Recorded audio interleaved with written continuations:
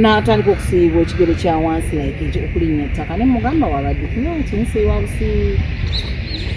kati mu ddwaliro n'atandika okukola kikati ate nekigenda ekiziima nga omuntu omanyi bwe bayiyeeko amazzi agookya ekyo ekiribaliba nekyetundiza okitegeera so nemubuuza ne mama kiki ati saawe ne mugamba sooka okebere ku gundi eddagala lye bakuba mama nabiki bagenda oleeta kabokisi ng'eddagala lye bakuba mama lye lyali expire lyamuviirako ekigere ekyokukola kyo naye ng'ali mu government hospital ng'ajjanjabira mu government hospital oba bu pharmacy she was in Kalaki Health Center 3 that is health center 3 or 4 Kalaki eri ku mutendera gwakiri ku district level yes it is a district ngambye Kalaki is now a district so I think it is health center 3 batandika omujjanjabira then n'avaawo n'agenda ku there is a missionary hospital called Lwala hospital n'agendayo kati we yatuuka ate eri kuba twalaba ng'eno biki bw'atuuka eri bagenda bajjako kiri ekiriba wano wekyali tekinaba kuvaako ebbanga lyabeera wano wano mu government hospital nabiki nga tekinaba kuvaako kati n'agenda eri nga oba bakijjeko biki kati nga tannatuuka eri balaba wano bye basooka ogamba nedda katujja yagendayo nadda Wanga know what happened biki ndoza kolo natasangayo doctor. I've been there and I'm still there, and if you want the pictures come into my inbox nkuweereza ekifaananyi kya mama wange ekifaanana ekigere kano bo obulwadde bwandibadde wewe ate oyo nno muntu omu naye saasira waliyo abali eyo nga nabo they've got the same biki n'abantu bawe ne batuuka n'okufaanana nga abadde tamanyi nti ddagala eryamukubwa lye liri and some of us when you come out okwogera ne mututiisatiisa ne mwagala otutta ne mwagala otukola naye mukama abalaba naye buli lunaku abantu bangi yalagaye sibitegeera naye ate bannange eddagala liri mu nsi omanye ekizizaawo ekigere kya mamange ne kibuildinga ne kiddamu ne kifuna omusaayi nga bw'okiraba nti tekirina musaayi yadde okiraba nga bw'olaba ennyama enjeru yonna gye mumanyiriza okiraba ekigere kyokifaananyi so kaakati for the last 2 weeks tubadde nasookera nno ku baana abaana biko mu programu yo nenkunyumiza abaana bange bagema ku ssomero era they were affected naddala omwana wange omuto nze nina mukwano gwange paka nakati coughs is off and on and biki omwana bannange tatereranga okuva lwe bamugema omwana yakomawo tuba tumunaaza n'agamba mami my hand is paining neŋŋamba hand is auntie they injected me at school people go at school even and inject our children without us knowing.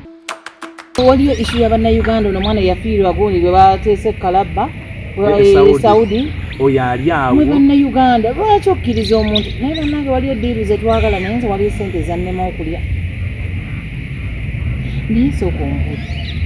kati era ekyo kitukomyawo ne tugamba ti Uganda oba kiki nalyogedde ekigambo esaliimu nsa naye kankireke Uganda ye ggwanga lyoyita ku kisaawe ng'omaze okumira obugundi ne bataliraba naye ate n'otuuka mu ggwanga endala okumanyanga nti bo bategeera bulungi nyo n'ebintu sisitemu yaabwe ekola bulungi nyo nabiki gwe n'oyita ku kyaffe wano ne batalaba kintu kyonna ng'omize obuyaga obumize obuyaga olina eggwanga lyogendamu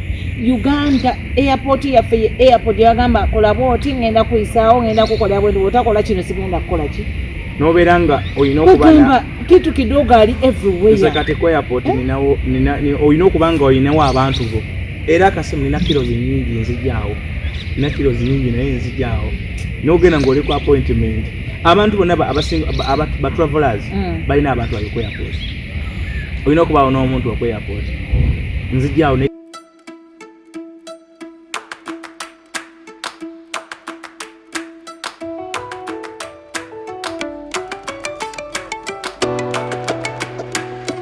A'udhu billahi minash shaitani rajim. Bismillahir rahmanir rahim. Alhamdulillah rabbil alamin. Ze ajimiti omusomi w'ekitabo era omusomi w'edduwa. Nkozesa kyoto kino, ekyoto kino kiba kitagombolola. Lwalero ku kyoto kuno kunyambira abantu bange. Buli muntu yenna alina ekizibu kye, ojja ku kyoto kino n'osula akabani ne nkusabira. Buli alina ekizibu naddala mu abali e Bulaaya, nompereza amanya. Ne ngasula mu kyoto kino, ne nkusembera edduwa, ne nkujjako ebizibu ne biba bikusumbuye. Walemererwa mirimu ki? Ddala mu abali e Bulaaya, abali mu nsi muno mu Uganda, abalemeddwa okufuna visa. Nantegeeza eri banadamu enkozesa nkofu ku kyoto kuno bamala okusindika enkofu eyo negenda ebanja amabanja ge bakubanjiza gonna gwe yalema okufuna okuweebwa ajimiti nkozesa amazzi ku nnyanja kuno kumulengera ku mazzi wano ajimiti nga mwenyimidde olwaleero ngokumasira abanadamu bompereza ebiwandiiko byonna bye bompereza ng'oli e Bulaaya mbikwata nembizinga ne mwandika kapapula nembisula mu nnyanja nensaba Allah gwensinza asumulule ebyo bye babikulemeredde awa visa agifuna alemedde ofuna omusajja omulungi amufuna sangeba ku namba 0752 webale nnyo webalire ddala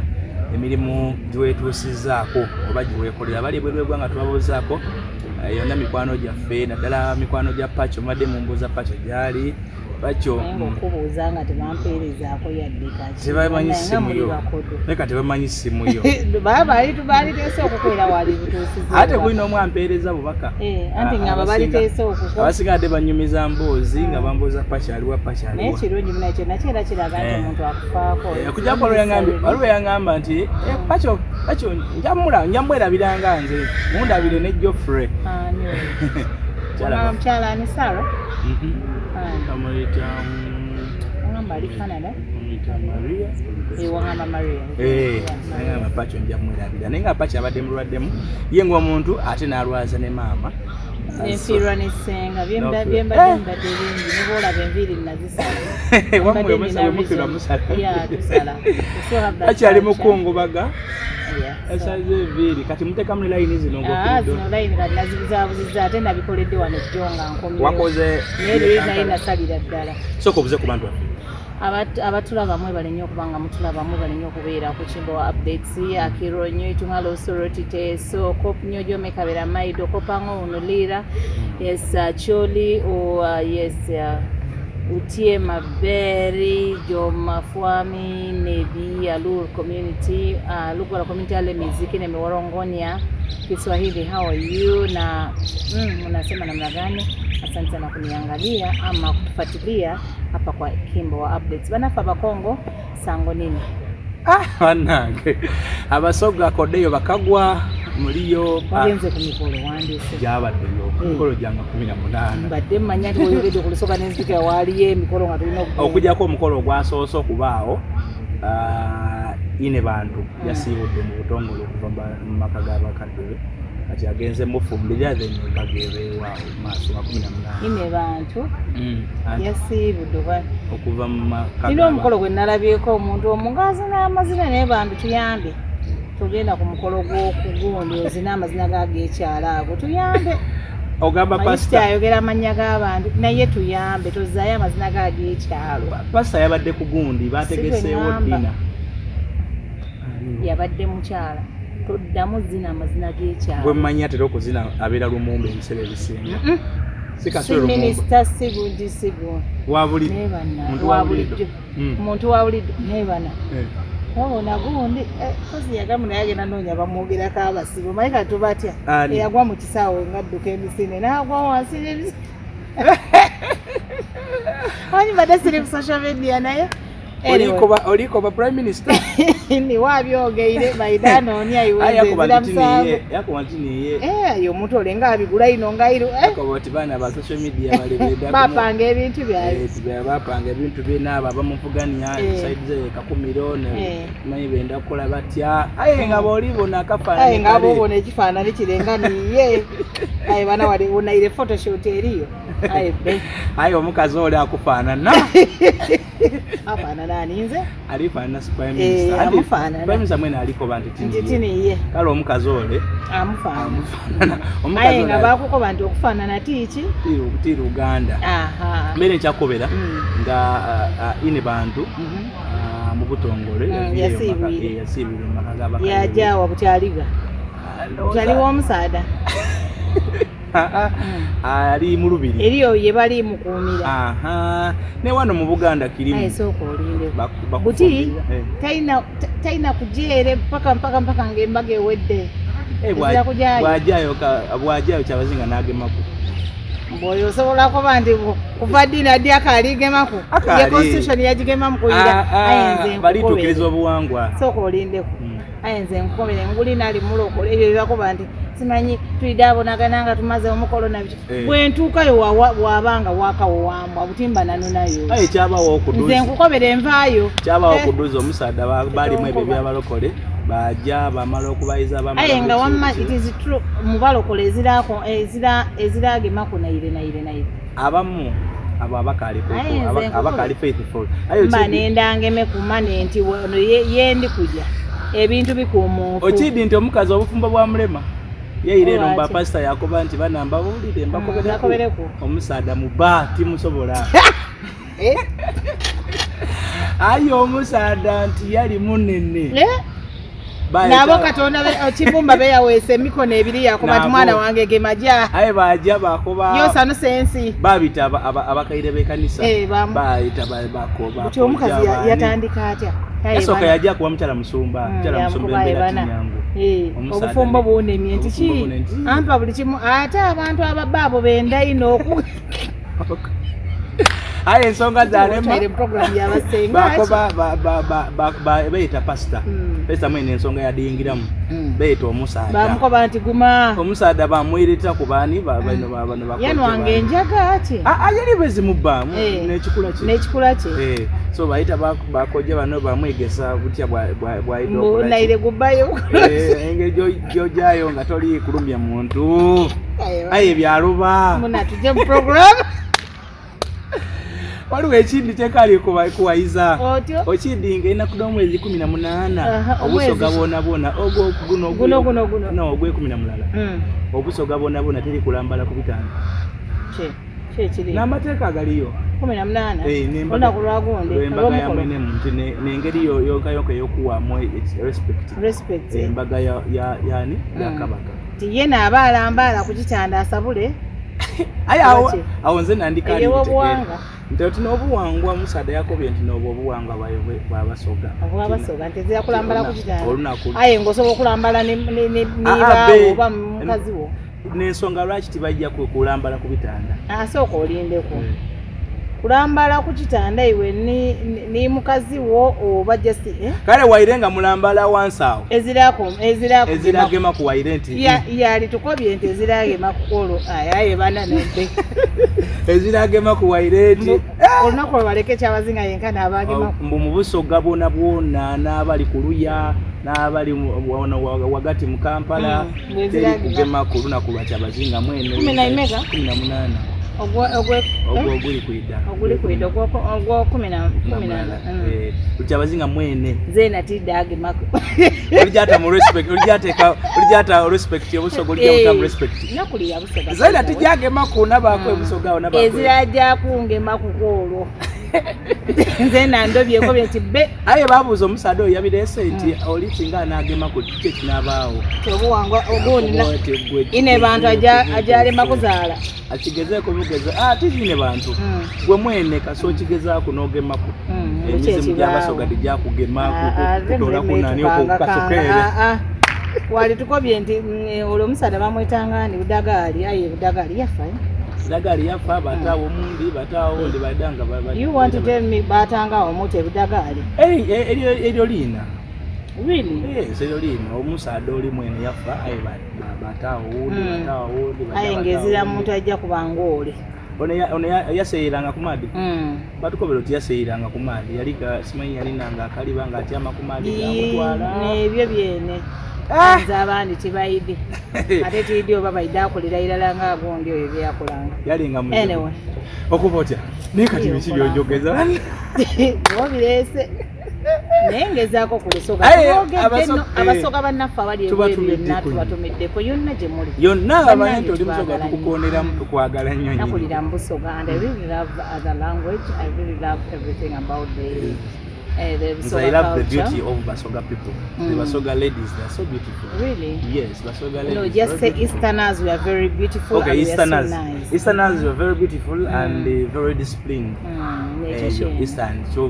what you chibamanyi kidwa. N'ekindi kiriyo aye ekyo tukireke for another day. For 18th. Ekyo tukireke for 18th November. Oliko bachamadi oliko bachamadi. Amadi kavere. Wena. Leka buli kintu ekirungi kita mu Eastern. No, Eastern women by the God. Eastern. They are so But of course, lovely. not all the Easterners, but some Of course, parts. but there are some parts of Eastern when I get a woman from here. Because when you get a Gishu lady, she's nice. Soga babe, she's nice. Ate when tuka kumutesa ate nechisuka. So what exactly? Chichi chenyini. Ojja kunfuna mbudde bwange. Kubanga oyiza okubanga mulungi mu kufumba emmere nga si mulungi mu kwoza ngo. Ene wamma mulimu kyaffe nno nga bateso tufumbira ddala. Mulimu tegende. Nga walaba n'ebizibu. Nabyo mwana bizze biddiringana I don't know. Kiki ekyasooka wasooka kufiirwa nasemba okumanya. Nasooka kufiirwa senga wange, that was my only senga. Ne tugenda Kabera Maido, owulirayo? Kabera Maido mpulirayo. Actually, it's now called Kalaki district. Kalaki. So I was in Kalaki for like 4 days. So that was my only senga. But Komao, I think because of where it's now like 11 years. Ono yatubereddenga nga bomanyi ebyekikae bya family nga baagala otukuba muve ku ttaka lino mama ffe baagala mugobaganya baagala mukola kiso. She was our only person standing. Yes, so she'd always fight for us, and which is so mu mbeera eyo ne twali twebuuza kati ndoza naye neebuuza obuuza naye kakati tugenda kudda wafu tuzaako ki ono yatubeereddeyo naye akikoze eki afudde. Jjukira bajjajja baffe ab'edda baabeeranga ne families nyingi. So our father mama ye yali mulala ne batulina ne bataata abalala nga they were from another judge also, then another judge. So our judge had like 3 women. Baabeeranga ne extended families nga ziri within zibeera wala. So kakati ate tujja tubeera nekiri nti tataffe engeri gye yali ye yasomako naye naafuba nnyo okulaba nga naffe abaana baabasomesa. Kati ate nekyo nakyo busungu eri families ziri era otegeera abaana bagudi lwaki basoma abaana lwaki bafumbirwa naye nga olina muli baana ba muganda we naye n'abafunako emirimu. Mubeera Kampala is a problem. Manyi wali abazaalibwa egindi n'akulira gundi n'asomerawo primary secondary buli kimu n'emmotoka ejja Kampala yawulira. Lwaki mufumbirwa nga abange bali wano? Lwaki mbimanyi? So nali nvaayo ne ntuuka mu kkubo, in fact twayita Lira, so mba ntuuka Matuga, pressure wezankubira. Yeah, remember that day. Wayogeramu nga pressure zakusazira. Yes, yeah. You had a function, right? Yes, nalina ne function saagikolera neetondera nnyo abantu b'emijeera where I was supposed to be ku mukolo. Wali ogenda mijeera waffe? Nali ngenda mijeera ng'omukolo gye guli. Yes, that is the day I was supposed to be there, Saturday. Naye pressure nezinkuwa nesisobola nekanga bwekanzinga like 2 days ndi mu ddwaliro sibitegeera. Bakuteeka mu malalo geeyo? Yes, awo wennyini gundi awo banteeka Matuga. Yes, Matuga, I think oba bayitawo. It was even a pharmacy where they first ran with me. Then after bantwala mu ddwaliro. Yes, nina we natuuka ne mbagamba no, help me drive bichi tula move nga tuvuga mpalo chegera. So I think mukama yakiri nemba munna jangu okuchegera. So nembeera we Matuga, then they rang some people okubene Kampala ne bajja ne babeerako nange bichigo ebityo. So nemala we nnaku 2 I think environments so then actually kya mama kyasooka because mama ogenda okulwala twagenda n'okuziika senga nga mama ali ku kitanda. So ne tuukayo ne ku ddwaliro ne tumulaba we yali ne tumugamba tuzze ebiki ne tumugamba naye tetubyalwawo mama biki like nga we tugayo ya family tusalawo nga we twali tuzze tuziike na kubula tetulaga ffe waffe nti ngenda nchoba lulyo badde. So obulwadde mama tebwali bu serious nnyo nga tebubetagisa na kusula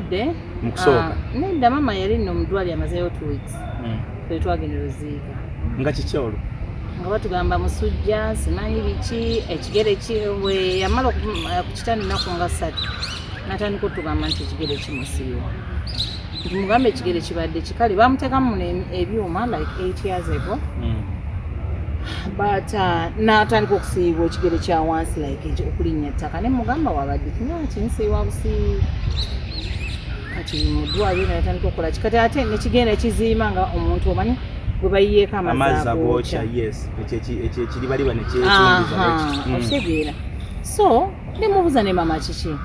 kati saawe ne mugamba sooka okebere ku gundi ddala libakuba mama nabiki bagenda oleeta ka bokisi ng'eddagala libakuba mama lyali expired ng'eddagala lyamuviirako ekigere ekyokukola kyo Nenga ali mu government hospital. Ngajjanjabira mu government hospital oba bu pharmacy. She was in Kalaki Health Center 3. That is Health Center 3 or 4. Kalaki is mutendera gwaki ku district level. Yes, it is a district. Kalaki is now a district. So I think it is Health Center 3. Ata nikomujjanjabira. Then navao nagenda ku there is a missionary hospital called Lwala Hospital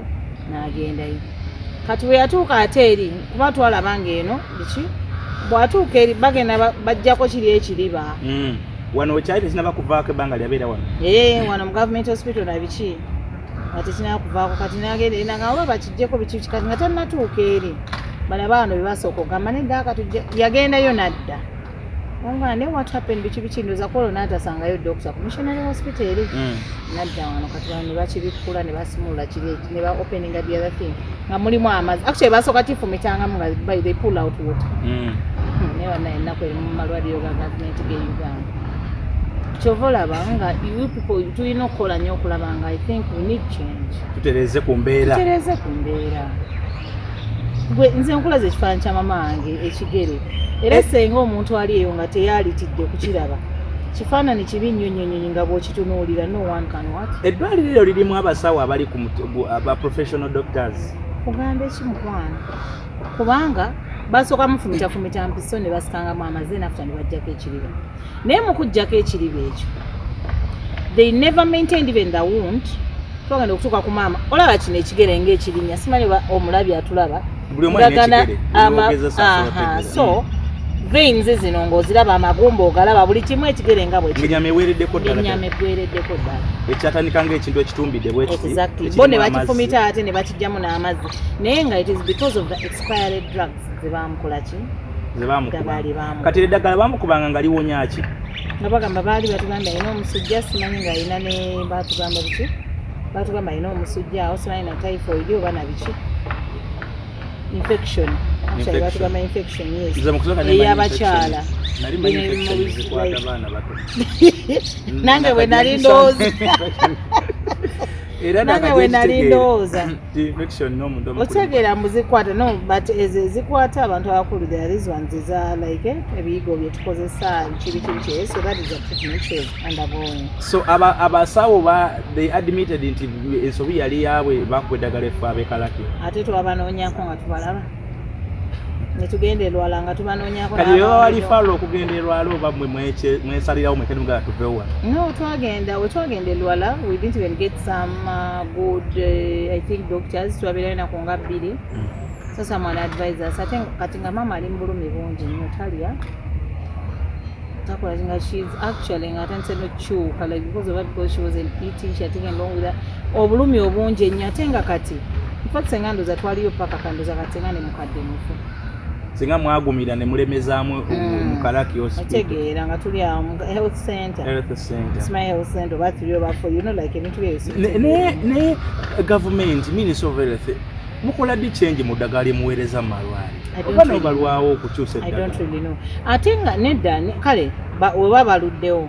ng'omusawo agenda okuba banneddagala ogenda bugenzi n'ojjayo bujja bw'oti n'okola ki district kimanyi ziba ne ba district health officers abo abalaba bakyaliyo bukyandibadde bakola then National Drug Authority egovunanyizibwa ku ddagala lyonna eriyingira mu malwaliro ddamu fu biki then gwe omusawo w'eddwaliro eryo omukulu kuba eddwaliro liba ne main doctor alitwala ng'authorizing gwe bakuwa no receiving lwaki muwa abantu eddagala nga ligulako maybe omwezi gumu oba emyezi 2 oba omwaka gumu because like those health centers will never know the number of wounds abantu eddagala nga ligulako emyaka nga 5 oba kinze bwe ndowooza ku lwange because olaba ekigere kino wenkikulaga ndowooza olaba veins nti olaba n'amagumba na biki okiraba oyinza ogaba ayiwawo omuliro ne gumwota you know nga buli atuweereza nina mikono gyange bali e Bulaaya who have been helping me out abamu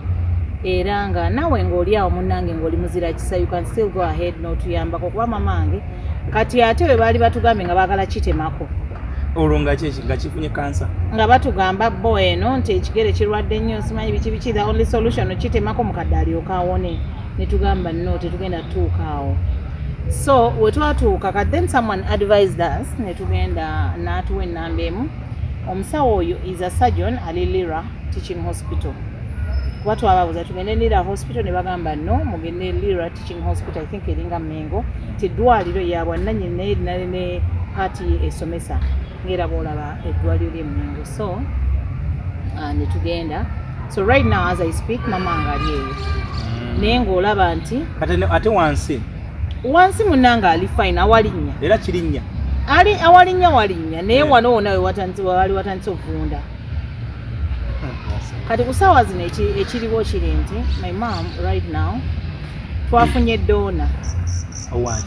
dona agenda muwa ku part simanyi baba agenda jijja ku kisambi oba ku kabina amuwe ku nnyama bakole ki bateeke ku kigere kuba maama ye nga yegundi badde tesoboka then us nabo batupimye nga like I think gundi zaffe tezikwatagana netufuniwaliwo abazaala nga yatuzaala munnange era ekitegeera ndooza there is something oba they wanted or something I don't know abasawo basinga okitegeera so awantu wano wakuteekawo tesinnyama ndala so kati tebannagiteekawo actually the message ngenda gifuna leero because I'm going to the doctors today Monday naye ebbanga lino lya 2 weeks babadde bali kugezaako okucleaninga the wound n'okulaba nti bagizza mu ki esobole okubuilding eddewo tulyoke tulabe batubuulire leero Monday oba kyakukola the other wound eri gye bali bagambye kuba bo batugambye no tekigenda kwetaagisa kutema nga bali bagambye nti bakijjeko kuba nange wano siraba kikitemye siraba wansi kirinnya bulungi ennyama yali eweddeko kati munnange natuuka eri nga sibitegeera naye ate bannange eddagala liri mu nsi omanye ekizizaawo ekigere kya mamange nekibuildinga nekiddamu nekifuna omusaayi nga bw'okiraba nti tekirina musaayi yadde okiraba nga bw'olaba ennyama enjeru yonna gye mumanyiriza okiraba ekigere ekyokifaananyi so kaakati for the last 2 weeks tubadde nga tugula 2 liters of honey every day omubisi gw'enjuki bulijjo mbadde simanyi nti ddagala okunga musimyali nga omusiga no bayuwako liters zonna ebbiri lita emu they clean and what one then lita emu bagicleaninga they clean and clean then lita endala bagiyuwako yonna ne basibako bandage until the following day again they come with the 2 liters mugigula they clean with 1 liter then another liter mwana gwenkubuliro kimanyi nti ekigere kyazzeemu okufuna bode n'omusaayi gwatandise okugira obutabaddeewo I didn't know honey is eddagala ekitegeeza omubisi gw'enjuki guno gusobola n'okukomyawo ennyama yes it is what has built back the lake nga bw'okiraba nti amagumba galabika na biki kyatandise there is a way wekyegizze nekiddawo maama yaŋŋambye tikati nnaku nga 2 atambulako even kuba bamugaye katandika otambulako wano ne wali okitegeera naye kati obweraliikirivu nze bwenfunye bwe kibanga eddagala liri baamu eryali ery'omusujja lyabbulokukiramu mu kigere bwe liba likyamula emubiri tasobola kubbulokukiramu newalala kati ekyo kyetukola bano abasawo abapya bamuteeka ku tesiti endala okulaba oba organize zonna ez'omubiri zikyali kati ate ekyo ekya organize zonna tetwazikoze twabadde nga tunuulidde kino nga fena we are worried nga tugamba maybe kiyinza okugira ku resulting into cancer so ekyo kyetubaddeko nabiki so ekyo kyobuuza by the way is another worry kati banga bwe liba lisobola okufuuka mu kigere olwaleero ndowooza lwe tugenda dona yatusabye $6,000,000 okukola ki okutuwaako ku gundi ku nnyama bagiteeke bagenda gisalawo simanyi batugambye either the thigh ng'ogenda tuwera ku mmeka so kasanze bansijanjaba n'empola kasanze bansijanjaba n'empola nanti ne gwe bagijjeko naye alina okubeera mu bujjanjabi so munange ebyo bye tuliko bulijjo abagaba ennyama basaba ssente right now kakati gosewagabayo ennyamayo so tubadde tukyali in talks era tekiri common kibadde kyansiga okusinga tekiri common but tekyatuuka ku mama waffe so right now tukyali ku ekyo bargaining oli atusalireko salako simanyi biki nga bw'omanyi financial things biki bwe biti era byendiko so oyinza kubeera ng'oli muzira kisamu naye n'ogamba munnange Pachoto kamukwatireko ng'olina essente oba ng'olina ennyama kati w'ennyama wali n'ow'ennyama waaba gyali nga sobatulira ku bwereere yes we welcome that person nga anti balina test gye bakola okukwebera oba omakinga n'omubiri gw'oli yes kuba kakati ffe babitukoze ne bigaana ndowooza naye era ekikulu kya byonna ziba ssente zeetaagisa wakati olabe mutuukidde ku eno stage services ziba zeetaagisa okusinga so omulwadde ono maama ye nga yeno ebitundu byagulu ali atya kozi omusujja gwe gwali gumuluma ge gwamutwala mu ddwaliro kati ebiseera ebyo abadde alina engeri gyafuukukamu ng'era ne sikiini ng'ate tufuuka by the yellow nabiki but there is a way those people are managing her ng'era owulira nti kati naye oba ayogera ennaku zino kati ngenda malanga 5 days nga siriiyo kuba naye n'abaana banneetaaga neeno ndoozi olabye omwezi mulamba tetukoze tetwogeddeeko eri abantu so Pachoto abadde mu ebyo mudde mumbuza Pachoto ali wali wansi like I'm up and down really when I have to be in Kampala I have to be in Lira I have to be in Soroti so I'm really ndi up and down but hopefully saa mukama ateekewo ekisa era noono tusaba akendeze ku ssente nga naffe bwe tuzinoonye eno tulabe nga tuyambako maama naye nga amalwaliro gaffe aga gavumenti bannange bannayuganda tulina okulaba nti ffenna simanyi bankyogere ntya but tulina kyetulina tusabire nnyo eggwanga lyaffe eggwanga lyaffe tulisabire kubanga nasookera nno ku baana abaana liko mu programu yo nenkunyumiza abaana bange babagema ku ssomero era they were affected naddala omwana ng'omuto nze nina mukwano gwange paka nakati coughs is off and on and biki omwana bannange tatereranga okuva lwe bamugema omwana yakomawo tuba tumunaza n'agamba mami my hand is paining neŋŋamba hand is auntie they injected me at school people go at school even and inject our children without us knowing nze nina mukwano gwange myezi ng'esatu obeena naye omwana ekifuba kiganye ne bw'oleeta ddagala ki omwana itchings omubiri gwonna gumusiiwa omwana biki ever since she was immunized nze nina mukwano gwange omwana we yafa naye nga yafa ki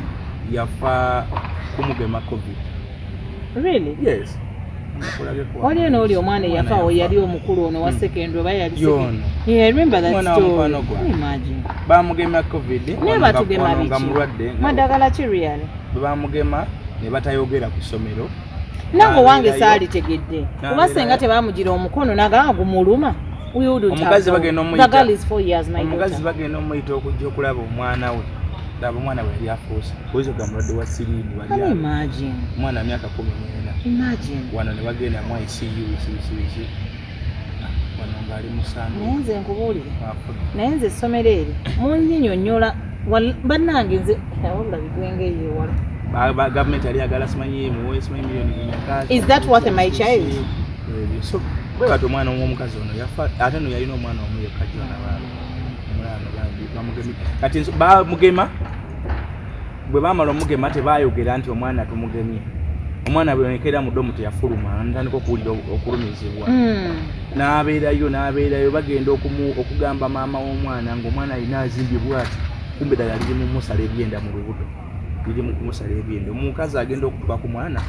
bagenda okumudusadusaako mu ddwaliro bamugoberawo bamudusa wano era nze nagenda ku ssomero n'ennyumba ne mbagamba bannange mbeegayiridde olunaku olulala we wabangawo okugema abaana nabiki nze owange temuddamu era tikyawe n'ateesa nange nanga wamma gundi anti Pacho nkubulira oba kyagala mwana wamugema olunaku nze nja kubuliranga nti enkya bajja kugema omwana wo omwesigaliza asigale ewaka era kati kyenkola bambuulira nti enkya simanyi bali kuleeta baana kati mulekayo waka naye kati nga lwaki mba mukikola era ku olwo olunaku tasoma lwaki mba mukikola olw'empaka bwe mba mumanyi ebintu byammwe biri expired lwaki mutusibako ebintu byammwe bannange mwajja tufiirako lwaki mba mukikola olw'empaka kiki lwaki mugema abaana ffe lwampaka mbadde muzadde emyaka gino gyonna kyogamba nze simanyi nti omwana wange yeetaaga diphtheria yeetaaga biki mutwale bamugeme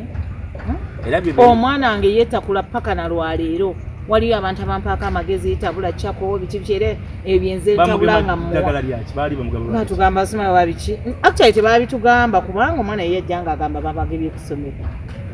naye nga n'akapapula ke bamugemeddeko nako tetukalaba ng'ogema oti omwana wooli gw'otazaala yakabeerawo wano emyezi ng'oba esatu emabega oba esatu ebyo program oluusi gavumenti yebireeta anti kakati we byebireese luli babeerangawo ne masiguuni nga maradiozi gonna ku mpewo zonna n'empapula tujjagema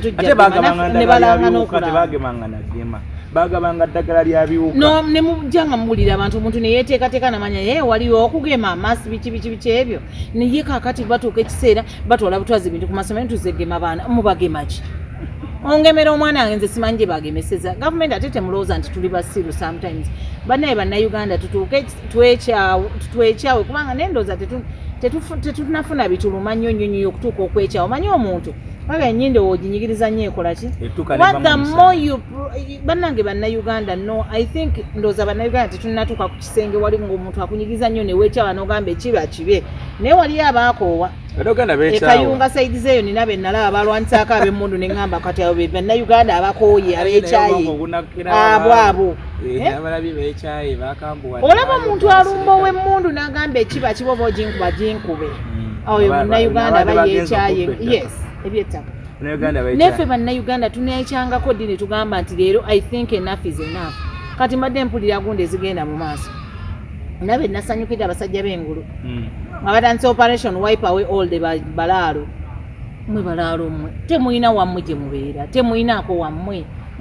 ekalaki gye bali esoroti gye bali ewa gye bali don't you have a specific place wano wewaffe oba ki mwajja tufiirako bufiizi kiki kati eyo campaign eyatandise lwakuba nabadde up and down I have to join that campaign ogenda kwenyigira mu nsonga ezo anyway kati temulinayo nteekateeka yakugula musango ku ddwaliro lino kuba ndabawo keesi ey'amaanyi ddala mukadde abakufa mu bino ebintu by'ekisiru mama wange kaamala okuwona then tulabe kye tuzzaako naye nekirala bwe tunaggulawo keesi mbuki oyinza okuyamba abalala ffe tusoose batugenda kola kitugenda funa oyinza okuyamba abalala ne batagwamu anti tugenda funa kiffe ngaffe abagenda mulaba bameka ababadde abawaabye gavumenti ne bawangula wandi mumba mwesaddaase ku lw'abantu abalala nekitaddamu kubaawo kubanga kati bwe baba nga bali mu ddwaliro nga nakati kyalina eddagala effu eddagala eryaggwako bakyali kuba abantu abalala yes mama mwe gwe baali kuba naye ate watya ngera mufunyimu another oba the other people even be baakubanga nabo bali eyo batoba n'ekintu kye batamanyi oba dogo kati abe mu kyalo babamu nnyo n'ebintu by'okuba nti dogo oli gundi tampala nansimanyi biki actually buli akiraba bw'abadde nga ŋŋamba bannange lero sitonga osimanyi bakira gafe no talo naye kati ku mpisa zonna zazzaakubwa ebbanga lino lyonna senga teyafa nzendoza senga yafa if it was that so ministry bamitani on permanent secretary I think Ministry of Health should do something to Ugandan hospitals especially the hospitals in villages. You people are taking a lot of andoza bamala nnyo obudde muli mu state house munywa kachai you're moving up and down. You people are just okay. Health wise, you're getting money, and health wise, families are mazigena nisfuna obujjanjabi nga malwalira agebe na bichi you even fly them outside. Na ye think about the wananchi ona abawaka lulono musiru gwe mutwalango musiru ali wansi wano eyetaaga panado yo who cannot afford. Ngenda nentumuli abakadde ye waffe nga baba wa mti mitwale ebiri eje jagundi sima bagita stage. Naye ku mitwalo ebiri gyagenda azinone transport wasatu piki oba nnya n'okudda nnya siteeka naana ajjeeyo ebiri talina sabbuuni talina bitakomyeyo ne gumu mmeka gumu bbiri ate nga za mwezi mulamba you know so notunuya gavumenti nayo yekyawa nga yatuvaako oba nena gavumenti nayo yatukoowa naye nga oba nabo bakoowu olwo olumu lwengamba nti oba tuli mu automatic tetukyalina namukulembeze ensi yetwala yokka bweri bwe balituuka kiseera nye banadda walini kuba waliwo ebintu byotunulira n'olaba n'ogamba naye bino biri mu Uganda twagenda otuuka esoroti nga there is no oxygen there is no what nga abalwadde bali awo abasawo bajja sanga 7-8 when it's a government hospital Soroti Regional Referral Hospital embeera eri mu byobulamu mu malwaliro ga Uganda gwe Pacho yeebaliriza recently wanekawempe message yali omulambo gw'omwana nalaba eyo kesi yakoma by the recently nali mpitawo ne ŋŋamba neneebuuza ne ŋŋamba naye eno kesi yakoma anti bye nagamba kati bayinza okuba babazikiza bayinza kuba babatiisatiisa kati ekyo kyobadde ombuuza nti omuntu waffe wanaaba awonye is there anything we are planning to do to this guy okola nti oba okugenda mu gavumenti mbatuwaabire baki to me I think tetulina kyetugenda okukola ki take that example yoyo omwana yaliibwa emmese gwe yalya muŋŋamba mutya nti omwana emmese emuli omutwe omwana anakubbira emmese emulya bwetyo secondly mulunda mmese mu hospital government hospitals zammwe muggwanika temulimu ogundi temuli ddagala temuli kufulu temuli bisiba temuli that story yakomawo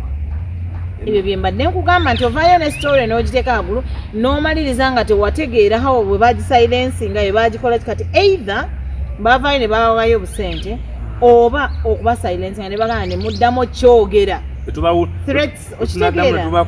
so nze nga ffe abamu already tuli balwanirizi b'eddembe twavaavaayo dda oba batulinako dda obusungu n'ennugu ate era oveeyo oyogere nti ekyeddwaliro nabiki kase kirungi tuvaayo era ebifaanani mbiina ebya mamange ekigere era everything n'amalwaliro ekyemmese kyali kyakabaawo olw'eddwaliro eryawamba omwana nerimumazayo babbanga kyabana bakamutta kisimanyi fertility biki hospital biki bakamala okulirizinga omwana bebi awaali muwambe kati mumulabirira muti omwana gumutazaala nno bbanga lyalidde ne kuba yamuzaala na bbanga lyalidde kati omwana yatandika ali mu hostage obulamu abutandise musibe mu hostage ebintu ebirina okukyuka mu Uganda President Museveni omanyi omuntu walwa mu kintu nakyo bambi atuuka naye n'akola ki kitalaga so kakati like it becomes if water has always been flowing what you were becoming a stagnant water we know when it is now stagnant so wali kikyuka gali awo ensirizi you know so I think we need change. We need change and change. I think it is right now that Ugandans tulina okuvaayo tugambe nti enough is enough bannanga bagenda okulonda kunaabaawo simanyi bakunaabaawo manyifu abamu twogeranga ne road map yafulumye kuyinza obwawo bafulumiriza kwe tugenda okutambulira paka okulonda anti naye kaakati ng'olowooza ekipapula kisobola okugyawo omuntu olwedde yakitugamba dda naye kaakati President Museveni ffe tetwagala gundi yonna nti obaki niye twagala ebintu bikyuke if it is health sector ekyuke nga mmwe lwaki mmwe bwe mbanga ebintu bye Uganda birungi why do you take your people always ogende bwe lwaki mwete mubikozesa ne mututerawo kiruddu naye gwe togendayo labayo mututerawo biki naye gwe togendayo notekawo kiruddu talina kubuli mutwalayo banange Salama Road ekuba litwala abadde bafaana mukumo ne banna bato kiki ekyatuuka ku Salama Road bakulembeze bafuna bakulembeze butategeere ne bannayuganda oluguudo lulyawo naye ku luno mbasaba bannange buli mukulembeze atakoze temumuzzaayo obagidde mu kibiina ki tozzaayo mbu lwakuba kibiina nze nkoye ebintu by'ekibiina kyatuleetera kasasiro mwereere ezengudo ebintu bino ebyogamba nti tuwegundi kale eno biki byanyizizza kati ezimu ziri under local government naye zonna tebalina ate eri n'omu akola oluguudo otaddewo eddwaliro mu yerifaro eyambako ku mulago n'oteekawo rifaro gyotadde terina kkubo ligendayo munda muyo oxygen temuli biki ate main referral hospital eddwaliro ekkulu lino olizimbamu pharmacy ezizo olabye ku pharmacy eryawo nziraba eri ennyini ennene eri mu ddwaliro omuntu agirabye munda sinalaba ndaba yabweru wano kukoona ng'oyingira anti eri mu kajunction akakaliakemulago nga nene ng'ozimba otya pharmacy mu ddwaliro n'otuuka mbu omulwadde wa gundi dialysis 7,000 kati olwedde omuntu talina na ssente zimutwala kukyusa kidire bazikyusa kidire bazikola dialysis 7,000 every day by every week oba twice in a week maybe ate nga neoli ne wazi affordinga era amaliza afudde era awo wenyini awo wali obufamasi zaawo kiruddwawo buli awo amaanyi awo waliwo ez'amaanyi oba bbiri oba anti bwabwe abasajja era bagamba sale ekkubo genda wali olina akulagira n'okulaga sale gendo sale ekkubo wali genda balina negundi kati nze mukwano gyange babadde balina mama bwe nga bamujjanjabira awo naye nga balina obugundi bwa mitwalo 9 buli lunaku obucupa kamu ku makya akokubiri mu afternoon akasembera gulu abadde ayinaki abadde mulwadde wa kansa sukali ebibwebiti naye nga bamugamba genda ku pharmacy eri yesera kyokka zombi zaabwe omusawo abeeranga kubira paasi mbw akugamba eddagala lino genda ku pharmacy yesera genda naye nga ali ku balansingamu ekintu kye omulala ajja mugamba era naye agenda wali ejja kuseera naye nga ali ku balansinga ekintu kyabwe kyokka omulwadde bamuguziza akatanda ka $1,700,000 yakatwala ewuwe yakatwala kosi bakamuguza bamuguzizaako kaliko ki wifi na biki byonna buli awo buli portable bwakusindikawo okazzayo okajjayo okanyega okakola ng'obutanda obwa bulijjo obw'omuddwaliro obw'omumalwaliro naye buli mundoozi little bit gundi expensive muko ne executive bakamugozezza balaba abaana bali embeera ng'esusse mu ddwaliro nga babasabye ebintu bya ssente buli ddakiika ne bagamba basawo mumanyi mumutuwaddeeka tunamuleetanga mu ambulensi okufuna obujjanjabi ne bamubbayo bubbi ne bamutwalwa mpaka ajjanjabirwe ewaka ne bapangisa ambulensi buli wanaabanga agenda oba review oba kiki nga banaamuvuga ng'omujja bwayise mumutwala emulaga naye nga kiyeekayoka ge magezi g'osobola okukola okugjawo omulwadde bw'osobola okumujjanjaba mu mbeera gy'osobola bamukuteekera wali naka bamuteekako ebintu ebizibu ebyesente bamuteekako ekipa y'amazzi jasigana agabujjo noka bakugambe abuli ekipa girimuteza ya sente bwezi naye nga wotunuulira ng'omusawo yantemeratemera neweebuuza kale ekyantuse mu gavumenti hospital kyeki kyaki ogenda okubiraba ng'ekicupa ekyo ekya plastica kya 10 ago ge bayita amazzi mbu ge bayita amazzi babayita bamacula babiki biki nga nusu kasambu ennaku eri mu Uganda nene bagamba twabadde oba bannaffe abali ebweru mu mulimu teeyo naye bannaye lwaki temutuyambako abali ebweru lwaki temukomawo netulonda ku lunondoza abantu tweyongere ku nnamba naye bannayuganda nabo ate mumalamu amaanyi ensonga si tuli eno tuli mu struggle twagala tulabe nti omuntu oba omusajja tumuggyako ate mwe mudduka mu Uganda muvaamu ensonga si yakulonda okulonda twalonda ne mirundi mingi tulonze egiragira dda nti omusajja alibolodde ensonga yaki ensonga ye mwenyininyini atukwatira ekisa ani abatukwatira president atukwatira ekisa agambe nti nkomi wano because buli kimu kifeeri ensonga ya katonda essala tuzisabira Uganda anti katonda naye mwenyini because buli kimu tukikoze bekuba kulonda abantu balonze remember the last election walimu election wakati you know what transpired, you know what happened. Abantu bakola kye basobola. Ndema inawangu. Kati sigadde katonda kukibeeramu. Naye nyinyi mwenyini agambe naye bannaye. Because tewali kikola. Ne bw'oto ogambe nti nnemereddwa mukulu vaako buvi.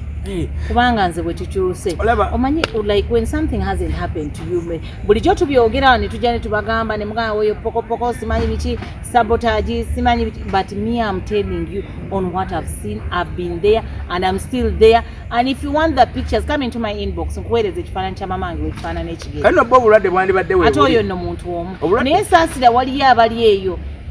nabo they've got the same bit n'abantu bayo ne batuuka n'okufaanana nga abadde tamanyi nti ddagala eryamu ku bali eribi. And some of us when you come out okwogera ne mututiisatiisa ne mwagala otutta ne mwagala otukola naye mukama abalaba naye buli lunaku abantu bangi the other guy my friend also ye mubamu kuba covid amanje isajamie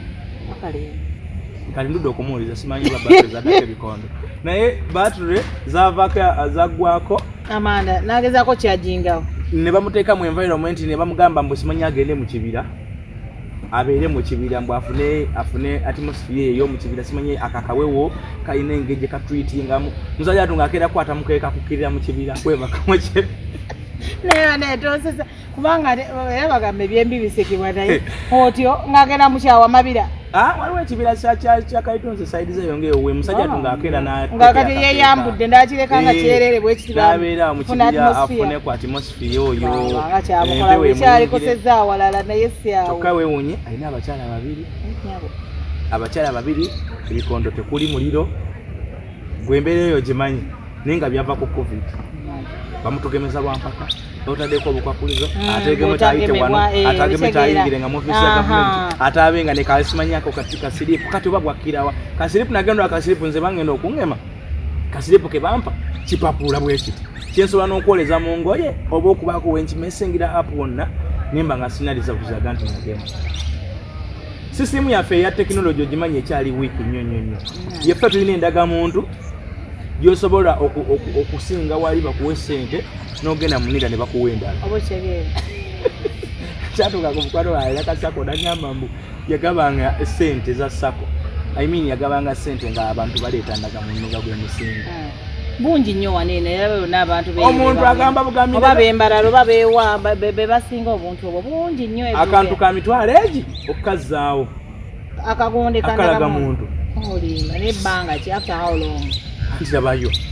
after how long after 1 month gwogenda bugenzi nga wakatadde eri gyeweewoledde ssente wakalesi gyeweewoledde ssente gwe ng'ogenda munira nti naga muntu yange yagudde nkola replacement nga bakuwayo ekyano nga otwala awalala era naye tetulina sisitimu wano esoma ndaga muntu nti oba weri ekyali on ekyali balina mu nsi ezimu ezaakula bw'oba ne kaadi yo bweti nti kaadi yo eriko data yo wonna oba wajewuliddeko essente ogiteeka mu kyuma kiringa nga bw'olaba financial card when you have it eraga ne bw'oligenda mu banka kyejja kulaga nti naye sentinale ekyakubanja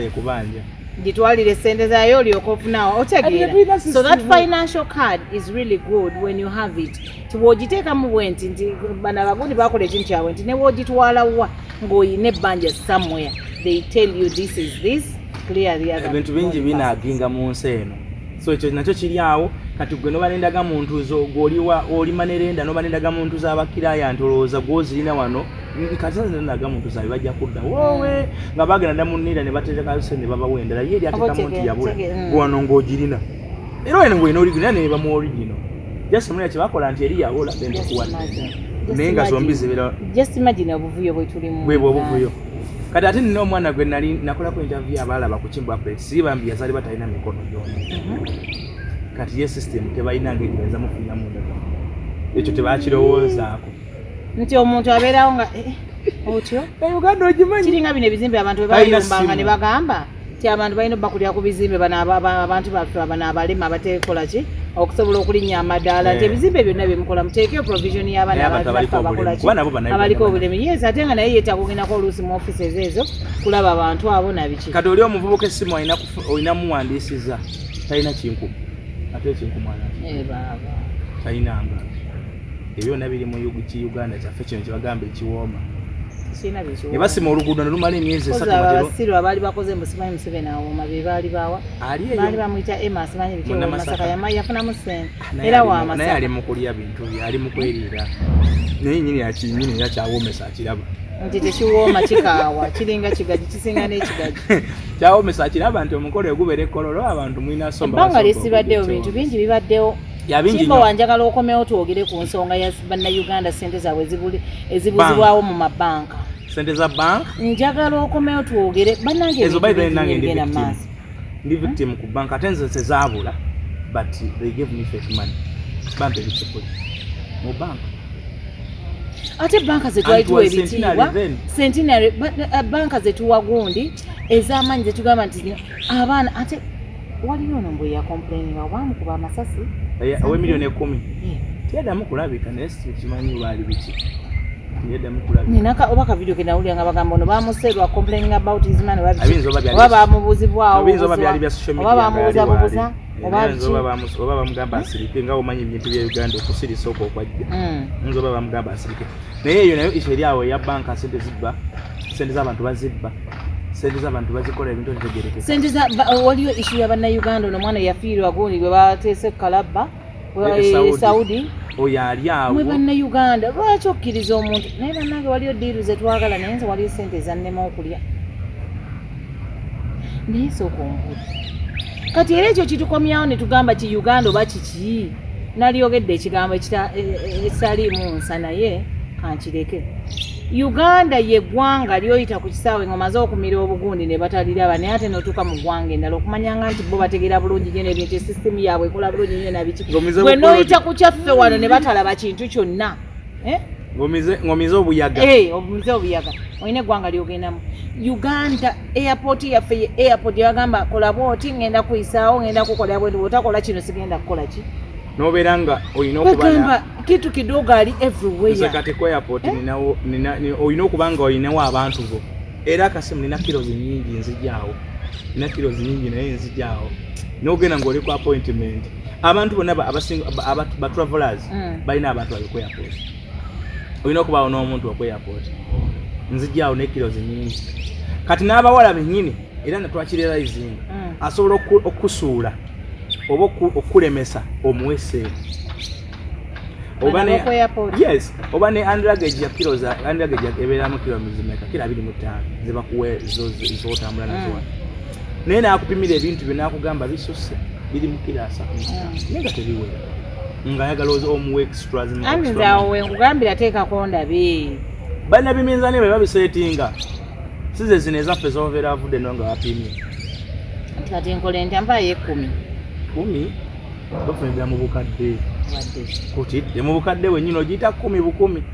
ate baba bangi ono atude ku computer yali awo ku minzaani dirwa jibamu waliwo nakutambulira akagenda okuvuga aka trailer akakomyewo dirwa jibamu oluusi nawe oli ku migration wali naye agibaamu gomanyi process omanyi bw'oyita otuuka obutuusi okunyonyi okutuuka ku mulyango gw'ennyonyi byoba oyiseemu awo balabe edduuka naye bagenda kuwamba mukulembezemu nga tanaba kutonya ku ttaka naye kyokka ebyo nabo nina okubyogerako obadde wala ebintu bingi bibaddewo Uganda ebaddemu nabyo njagala tubyogereko ebyo ebyokuwamba omukulembeze ate abajja okumuwamba nga bambadde nga banaba aviation kati awo twewuunyiza nti tuli oba balina babooda kuba nalaba obuntu bunga obwababooda naye bannange Uganda I don't know whether we are safe ebintu bibadde wano omanyi ebibadde wano tukole ki mu Uganda ddala Museveni awoomye wootabadde tufunyeyo abalongo awo naye nga balongo babigodo balongo palamenti ezemu ensasagga wala ababaka bebafuutula jjuza awo ate waliyo n'omubaka oba Zaake yamuvuma biki nga tabyogera bye baamuvuma Zaake n'ekinyamatama bintu bingi bibaddewo ababaka ne beekalakasa tebagenda kudda mu palamenti simanyi paka nga ddi omubaka yayisituka n'agamba Zaake yavumye alundi abakyala bonna okulumwa ate ekigambo lwaki kyakyogera tuwanu womaniza atakawomen naye Zaake ate bwe yaddayo abantu beerakayi ne bamuwa ente n'ebirabo kuba tutaasinza omubaka twali twamwerabira tumanyi tutulina n'omubaka nebamuwa ebirabo yabataasiza nti ku luno yavuddeyo kayogere ku kyomuvuma kuba ever since we yagenda mu palamenti Zaake yali mu constituency yoyo omukyala waliyo emikolo gy'omuna NUP ndowooza n'amuwalabulira eyo MP bakyala mu constituency z'abannaabwe n'asabulako munne n'asabula nayenza okuba nga teyasabula naye nga jasi yayogera ebituufu ebiruma abantu beeyo manyi bwe twogera ebituufu ngaoliaga gundi yavuddeyo n'anvuma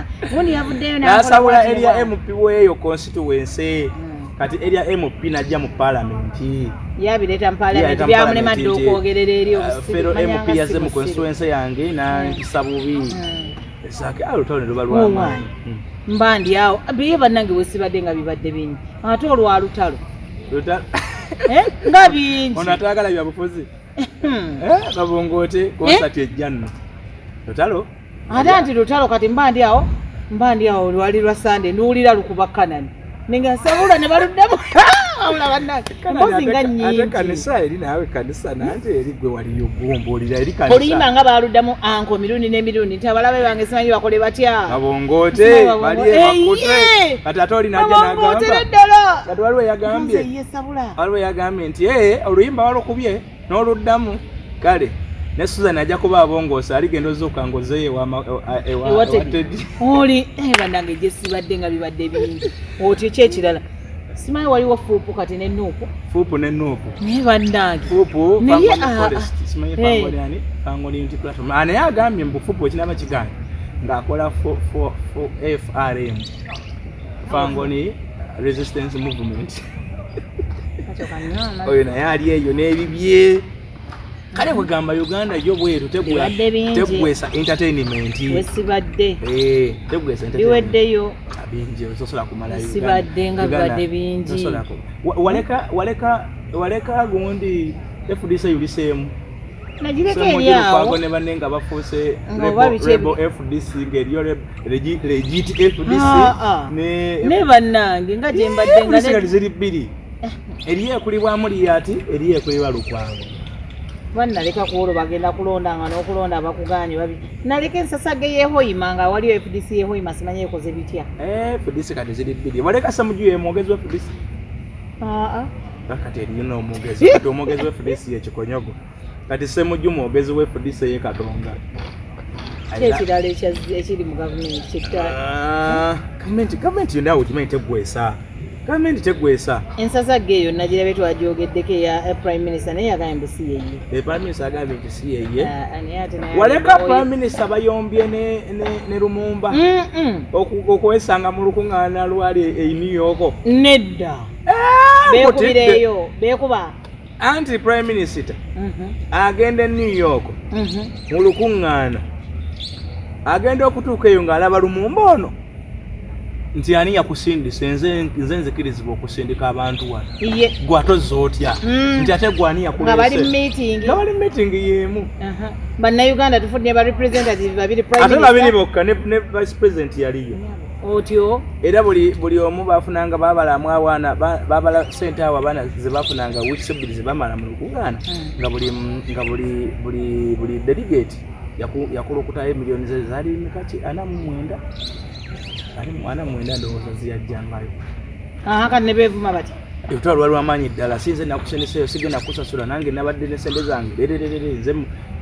nabbanja ne Lumumba Lumumba maama w'embiri ennyimpi oyo maama wundi wainarem ow'ebusoga oyo mukwano gwa Tango Odoyi ali beevuma ne bubi nnyo ne the prime minister byonna byadde ku social media beevuma bubi nnyo nebikomawa ndowooza president yabayita kati ensasage endala ebaddewo ya prime minister n'empuuga lope otyo ningali nnyo mu nsasage nsasage lope amugamba gw'olina kibalama wali ku mawule n'ogamba otyo aga kibalama ago kembadde njagala gw'olina kibalama anti yagamba nze mulina era kibalama walifa omusaayi gwe tegujja kuva mu ngalo zo kubanga byalina bannamawulire byeyafubutukana leave me to do my job you know you controversy stories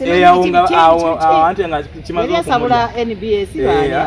bannamawulire abaali awo kyali kimulidde kuba yali oba abeera excited omukyalo oyo we have kibalama sometimes nagamba I'm not an arresting officer I'm not police so I don't have kibalama naye banange mu clips obulwacce tubusaane bitwala mu ICC bagiyita ICC kooti yensi yonna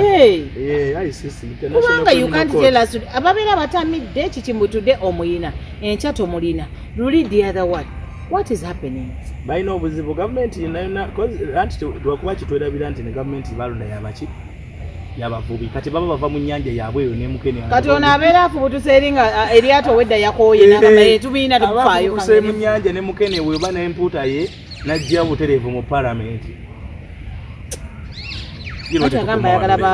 bagonde naye bavubi I think we really have a lot to so do akyawooma president nga ye ali mu kuwooma abakyawoomerwa president Museveni nze ndowooza keekadde mulekeraho okumuwoomerwa mujje tutugende mu nkyukakyuka mumbulire amazima abantu abe owaayo masinagenda wala nina omusajja gwe nalaba ng'afubutuse mu mmotoka atamidde nnyo bamugamba afande lisi byali biki ebyo ate nabyo saaliwo ati byonna nnyumizaako ogamba ono mukasa kayira naye byonna nali siriiwo nnyumizaako kyali kitya nako kadda olimba bakazizza buzza kubanga alina naye Uganda egenda fugibwa oyo era yakola kasipiki mbuuza Uganda egenda fugibwa oyo yeyava mu mmotoka ng'atamidde bw'atyo ate nagenda okumuwa mbuuzako obubuuza kubanga omusajja oyo yagamba munaye ayagala kusaba bwa president bamwita kajubi mukasa afande wanona ate abo basinza okutukosa abo abajubisa ebbali abo singa bavaayo amazima nze era nagamba waliwo we navaayo ne ŋŋamba abantu wali abantu abamu abajubisa bannabwe kino okisobola lwakuba bo baagala mufunamu ssente naye omuntu ne bakuwandikira ne kasipi mukayita sipiiki kasipiiki kogenda mu manumu kakati munaabeko mu ngalo ebyo tosabijja mu mutwe abawoomesa muzeeyi nga mumayita kyawooma kakati munnange simanyi biki nze tabbo njiina ku abawoomesa muzeeyi no should be eno bannayuganda muveeyo muzuukuke tuwogere kubanga era bw'oyogera ofa era bw'osirika ofa so kakati twabimanyiira twafiiriddwamu katuveeyo tuwogere ku bintu ebigenda mu maaso mutabani wa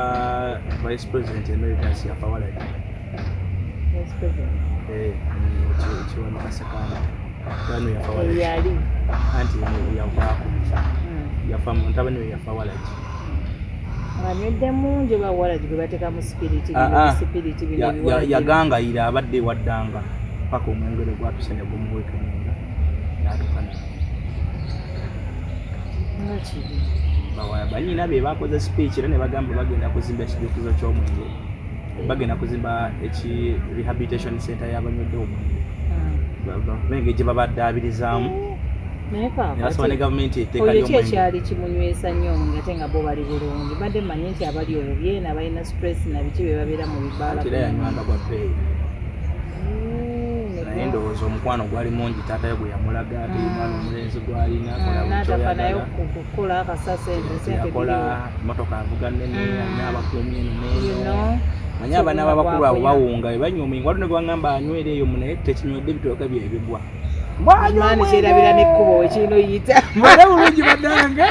Pacha akomyewo tugenda kubeera naye tujja kunyenya emboozi nyingi mbagala jjo Pacha ogenda kunyi Hajimiti munanga abadde mulwadde Hajimiti ali atya abannanga banjagala mukulu wona ajja bawa ennamba yange bajja gibateerako awo netunyumyamu abaagala ennamba abaagala ebifaananyi bye mbagambyeko nga gwe tojja kutya kubiraba you can call ki namba yange eri 0702 011 803 noti 7 noti 2 noti 1 8 noti 3. Alright. Hajimiti abadde ne pressure yatomera bamutomera ali aveyo basajja kasese kati bamutomera ne yekanga manyaka eri abantu abakuliridde mu nedda sikulirira kale yo pressure nange kakati ku sawa zino bwobeeri tugeze ntudde bwe ntino jja nonkanga so omuntu yenna nga alina high blood pressure so okuva bwe bamutomera pressure yagana okustabilize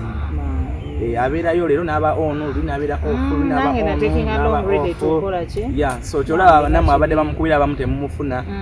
oluusi aba ali mulwadde oluusi bw'atyo naye nga emirimu agikwasaganya mpolampola oba omukubira ntamufuna leero omuddemuuko enkyo oba musindikire ka message alina just kizibu kya pressure oba ayinza okugamba nti ate awonya abalwaki ye teyeewonya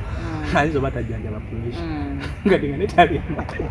naye nga ebiriwala byonna byonna abadde abikozeeko era abantu bangi badde bamugezaako ne bafuna solution so mumugezeeko Hajimiti emikolo tuli mu festive season eba festive yes tugitandise ejo nabadde eyo twabadde ejo kwanjula kwa Simeon Masaba yali captain wa Uganda Cranes twabadde naye eyo yayanjudde eyo bayitayo oyita gayaza nokwate kyekye namulonge nogenda yafunye mwana munne yafunye mukyala wa oba yali yamufuna dda naye kati bagende babadde bamaze emyaka 6 badde bamaze emyaka yakoze kirungi amina namutebe hajati bulijjo gundi alina omukyala afumba ewuwe nga tamwanjulanga nakotakolanga mukolo kwonna nati byonna bibaddeyo nga siriiwo ebyo nga badde tobiŋŋambye honorable abadde musibe ate kati yandikoze emikolo nga musibe kyogamba abaddenga ebbanga lyonna abadde musibe ate ku lwedyo yali mu parliament yali ali singo yali akyanoonya sente ziwere emikolo tumanyi nti ya bbeeyi n'okwerabisa naye baaba mwaliyo ne mulaga ekintu omukolo tebaguddamu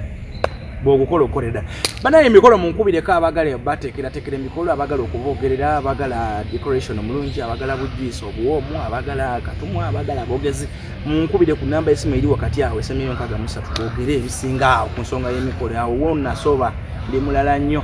aliwo ensonga egyagenda okweta maaso awo ye kale katusabe naye ngenda kugireeta tujja kujoogerako bwe naabanga mukama akyampadde obulamu bwenaba mukama nampadde akyampadde obulamu tusaba katonda atukuume